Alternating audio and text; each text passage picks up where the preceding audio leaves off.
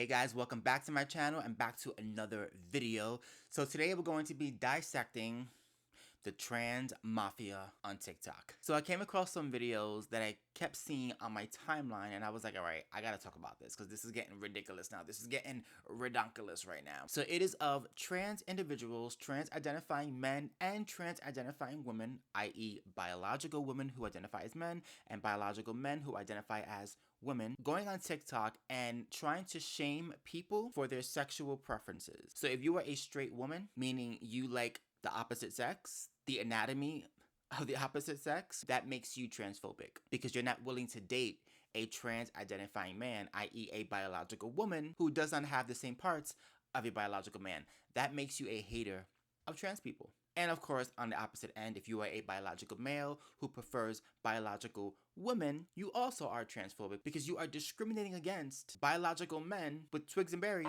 who identify as women. How dare you? How dare you? I did a short about this last night because it was just too funny, the video that I came across, but I wanted to do a deep dive video today, dissecting more videos and just having this conversation because we're not going to do this in 2024. We are not going to normalize trying to shame people for having their own sexual preferences. That's what we're not going to do. Because guess what? Science and biology is real. Yes, it is. And just because you identify as a pencil does not mean you're going to work the same as a pen. Sorry, ain't gonna happen. So with that said, let's get into these TikTok woke videos, break them down, and have a good old time doing it. Not only is Maya a lesbian, but she's also a trans woman. Yeah, I am. I'm part of the T. She got the L and the T. So while trans men and women have been around just as long as the L and G and B, for many, many years, trans people were invisible. And they wanted to stay that way because it was very, very dangerous, and it still is, to be openly trans. However, right now in our society is the first time that trans people have become visible among mainstream society. If a lesbian dates a trans woman, we are somehow less of a lesbian. Yeah, which is kind of funny because lesbians have no problem dating trans guys. And they're actually guys. But somehow trans women, I think there's this deep-seated transphobia in society. There's still difficulty accepting that they're actually women. Part of being a lesbian is not being attracted to men and to masculine behaviors, masculine looks, masculine socialization. We're all being socialized, male and female, at the same time. And as a trans woman, I know that there are a lot of things I rejected about masculinity. Yes. And I was like, no, that's not going to be me. I'm not going to be the one who doesn't pay attention to women. I'm not going to be the one who doesn't listen to them. So I was kind of seen, I think, as like a sensitive guy or something like that. Lesbians reject that socialization too, which is kind of the irony in all this, that, you know, you rejected patriarchy too. If you meet someone and you have chemistry with them and you're compatible with them and you find out that they are a trans woman, which they will tell you in their own time, let that be their own truth to reveal to you. Thank you. Don't let that scare you off from pursuing a relationship because trans women are women. And we're worthy of love. Not only is Maya a lesbian. All right, so much to unpack with that light, great, family-friendly video. FYI, just because you have playful music doesn't really mean that what you're saying is playful. So let's get into it, right? So they start off by saying, hi, I'm a lesbian, the one girl on the left, and then the trans-identifying man on the right says, and I'm a lesbian too. You're not. If you are a biological man, a biological male born with XY chromosomes, you are a man who likes women. That's what you are. This idea that because I say it, it's true, therefore you, as the other person looking at me, you have to reflect and affirm my identity, and not only affirm it, but you also have to date me. So if you are a lesbian woman and you prefer, no, can't do that. Not here. No. You gotta date Maya. And Maya's twigs and berries. You got to.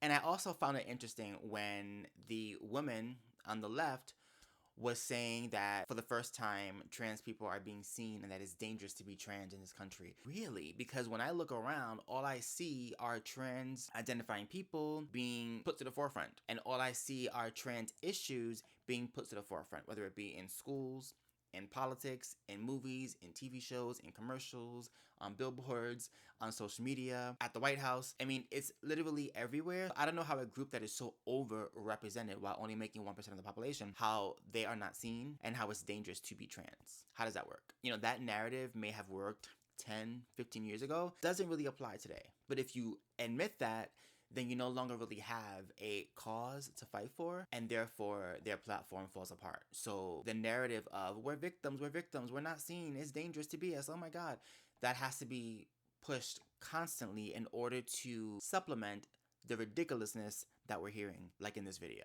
And also when the trans identifying man said, well, you know, lesbians date trans men all the time, so I don't understand why straight men won't date trans women. What he's trying to convey in that statement is that some lesbians will prefer more masculine like women. So women who, you know, cut their hair really short, who tend to be more tomboyish, who wear baggy clothes, who pretty much are more in tune with the masculine side as opposed to the feminine side. But guess what? Those women are still women.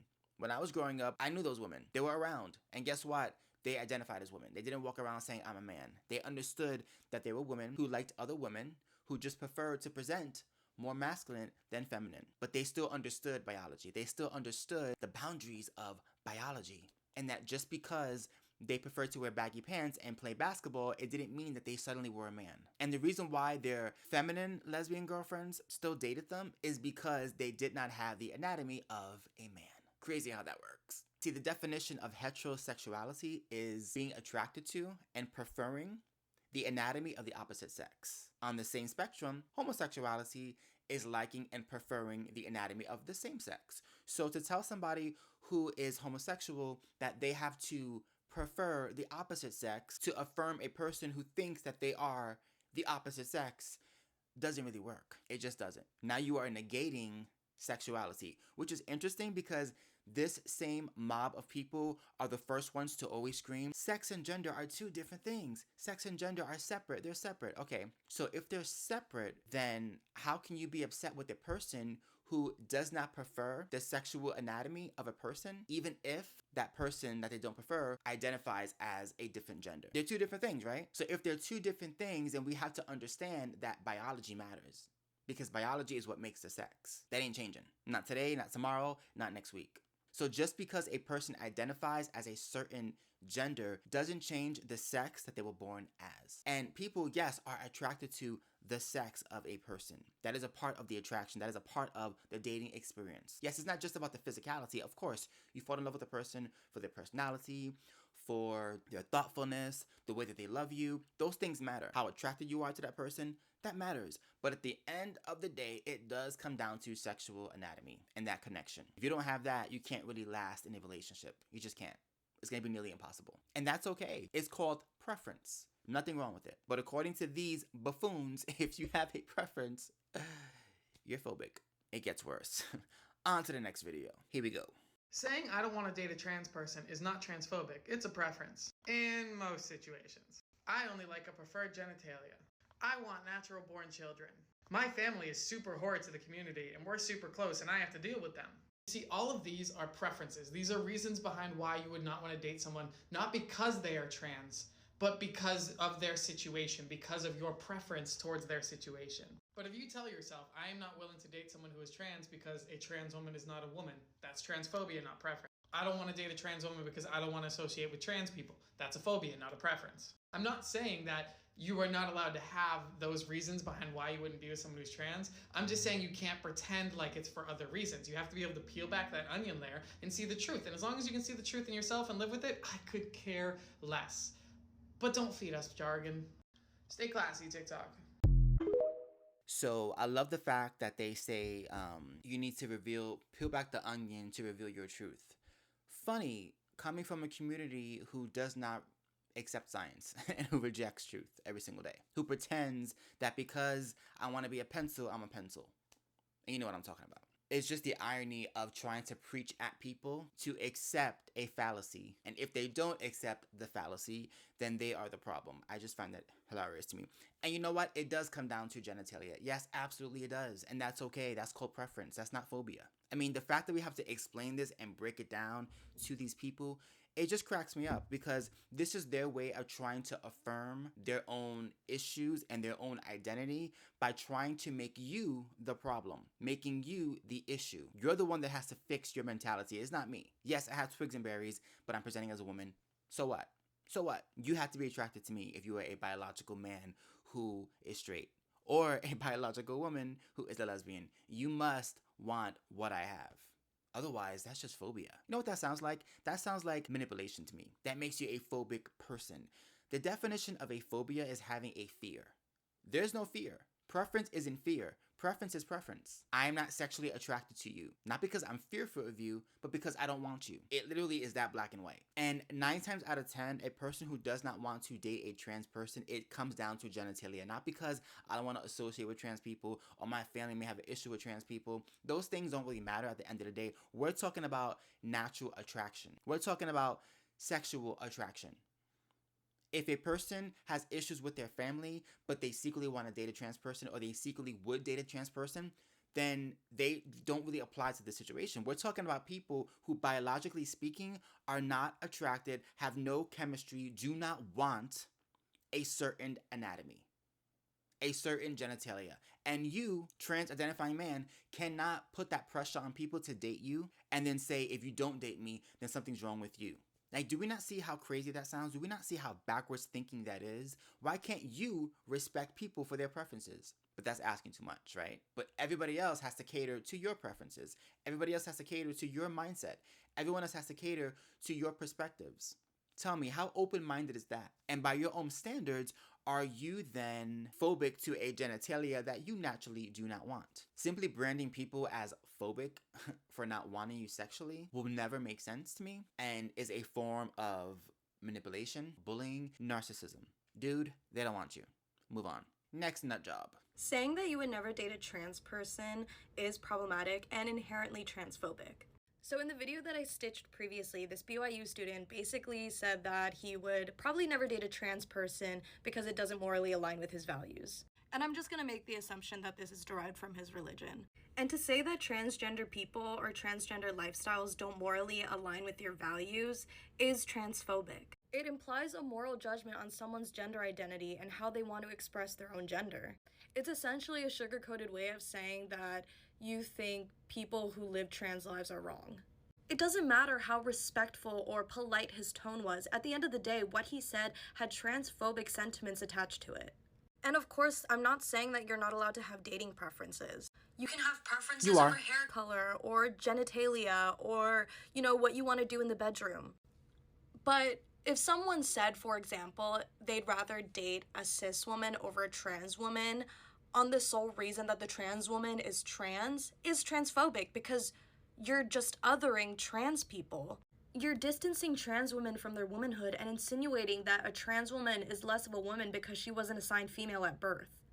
Like, can we please set our egos aside and just ponder on the internalized transphobia that is happening in these comments? I mean, she is the spokesperson for everything wrong. Everything wrong with liberals today. This is it. Right here. It's problematic. I hate that word. I cannot stand the word problematic because it is so overused by people on the left. Everything is problematic. You know what that translates to me? I'm a baby and I can't handle difficulty. That's what problematic means. I need a safe space. Go find it because it ain't changing over here. And let me flip it on her for a second. So she's stating that this person who goes to BYU, so I'm assuming is a Mormon, so a religious person, right? And the reason why they do not want to date a trans person is because of their own religious convictions. So she's stating that that's a problem, that your religion and your beliefs are a problem because it's transphobic.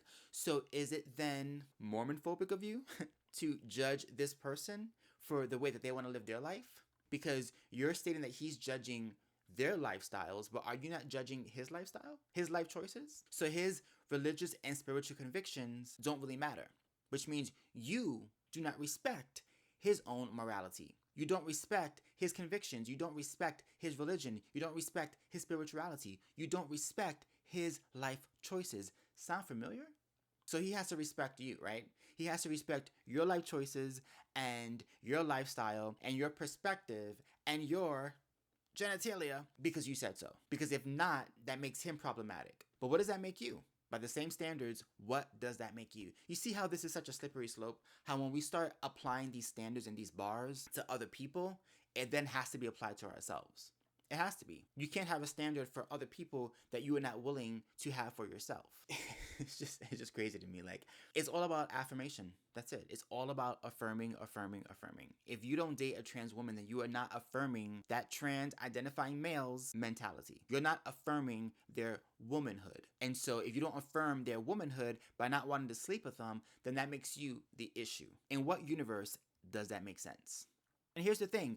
If you truly believe that you are a woman, in your mind, your soul, whatever you want to say, if you are a woman, it shouldn't matter if the guy over there won't date you. It shouldn't matter. Because if you know who you are, other people affirming who you are shouldn't matter. But what I see from people like this is extreme low self-esteem. People who need affirmation from others. People who need to be affirmed by others. Who need to be accepted by others. Otherwise, they aren't valid. That tells me that you have way bigger issues than just the other person. The issues lie in you, in yourself.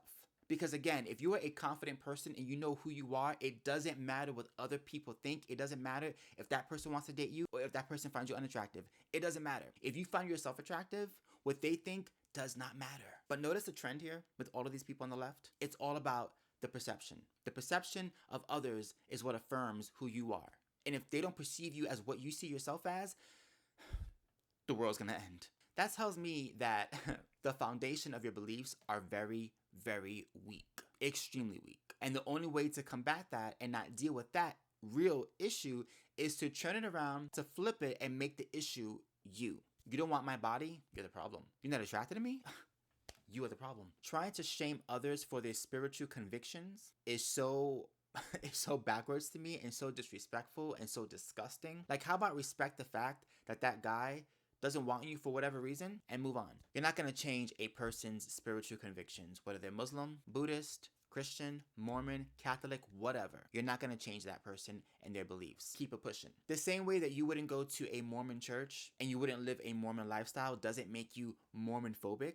Again, it's literally that black and white. Now, go find your safe space. Looking like freaking Pippi Longstocking. All right, we got time for one more crazy person. Yes, genital preferences are always transphobic.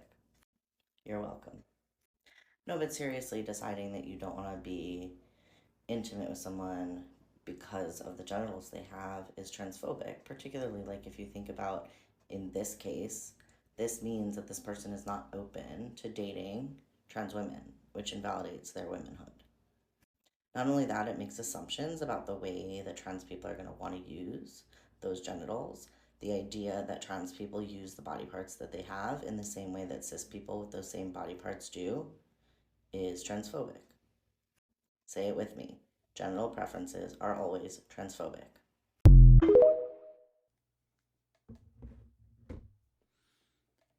Say it with me. She's cuckoo for Cocoa Puffs. I love that they said the part about if you do not date a trans woman, you are invalidating her womanhood. So much to unpack there. That and that one sentiment, that one sentence really displays what this is really all about. It's all about affirmation, like I said. It's all about validating somebody else's identity. So that straight guy has to sleep with a woman with a penis to validate that person's identity. And if not, well, then you are transphobic. And I'm sorry, not to get too graphic, but to say that it is transphobic to assume that a person with certain body parts and certain anatomies is going to use that anatomy in a certain way is transphobic is probably the stupidest thing I ever heard in my life. I'm sorry, it just is. We know what the organs do. We know how they perform. I'm gonna just say that. We know. So I don't know what type of black magic you're using in the bedroom to change that factor, but it is what it is. It's called anatomy. It's called biology. It's called science. It's called truth. Again, cuckoo for Cocoa Puffs. There's no point to go on. You guys get the point, right? You guys see what I'm saying? Are you seeing it? Gotta hope so. I just can't. I can't compute. I can't. My brain hurts. My brain hurts. Let me know in the comments down below what you think of these woke trans mob TikTok videos. Do you agree with them? God, I hope not. Do you disagree with them? If so, let me know in the comments down below. I want to know your thoughts. If you enjoy my content, please do not forget to like, comment, and subscribe. Don't forget to hit the notification bell so you know when I post a brand new video. I'm also available on all social media platforms, including TikTok, Instagram, and X. And if you guys feel compelled to, feel free to donate to my channel. All proceeds go right back into videos just like this. So your support would mean everything, but you're not obligated to. Until next time, peace.